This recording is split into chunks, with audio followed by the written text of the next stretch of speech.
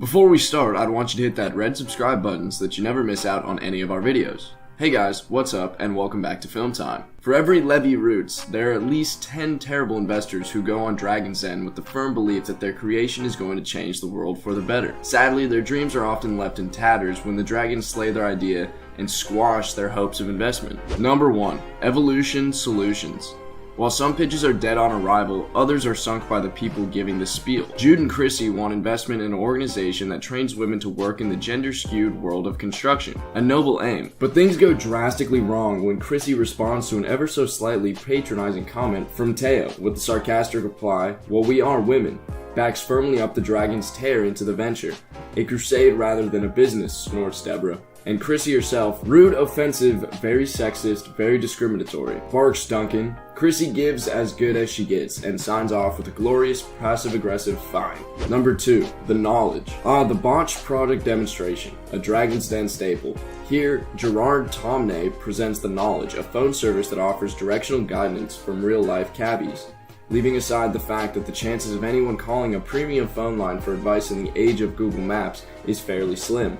The idea doesn't seem entirely terrible, but then Peter Jones actually tries the thing and gets put permanently on hold. What follows is an awkward 30 seconds where Jones stares furiously at a silent telephone while sweat cascades down Gerard's forehead. You might want to hang up and try again, Gerard suggests. Jones doesn't take his advice. Number 3. Pro Gains. In terms of attitude, the worst pitch has to go to Marco, who is proposing his company Pro Gains, a pre-prepped meal delivery service. One thing Marco does teach us is to never lie to a dragon. After claiming that his brand was trademarked, Deborah found a fault in the statement as she scanned the paperwork to find that only a mere application for trademark was made, not confirmation. His overambitious attitude was too much for the dragons. When added to his false statements too, it didn't encourage the dragons to invest. Number 4. Easy Chair. Duncan was left crying with laughter at Peter's invention. He wanted $75,000 for his living room chair that transformed into a gym. The Easy X chair was as daft as it sounded, with a tiny treadmill that extended from the rear and a weight resistance gadget that emerged from the headset. The dragons thought that he was a lovely man, but it wasn't enough to win over the dragons. "This is quite ridiculous, Peter," said Duncan. "I'm sorry, but this is not going to sell." Number 5. Flow signals. "I've been driving for 30 years and never not recognized the no entry sign," said James Caan. After all the dragons had demolished Derek's pitch, the investor had already spent $24,000 on his flow signals before he came into the den, where Peter Jones told him not to spend another pound on his invention.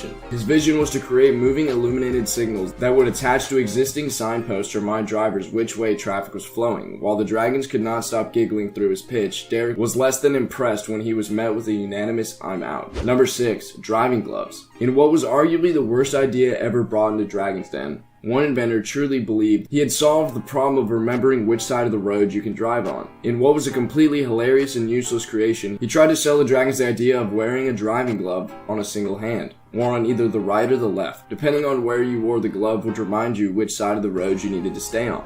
There hasn't been anything more daft either before or since. Number 7.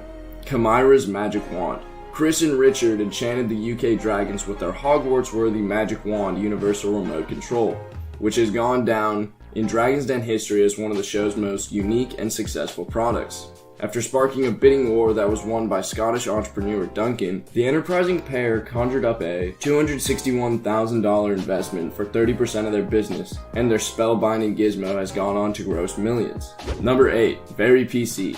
In the long list of guaranteed ways to enrage the dragons, demanding a fortune for a tiny chunk of your company's ranks pretty high. So when Peter Hopton asked for a cool $250,000 for 5% of his carbon-efficient PC business, he was cruising for a bruising. Soon, Jones is dissecting Hopton's averagely crap business, pointing out that his computers would use up more energy than a conventional setup, while James says he wants nothing to do with the business that thinks it's more financially powerful than IBM. Although with all the abuse from the dragons, the company has proved profitable. This brings us to the end of the video. I hope you enjoyed it. Hit the like if you did, and don't forget to subscribe to our channel so that you don't miss out on any of the videos in the future. Also, watch the 2 videos that are on the screen right now because I'm sure you'll love them. With that being said, I'll see you in the next video.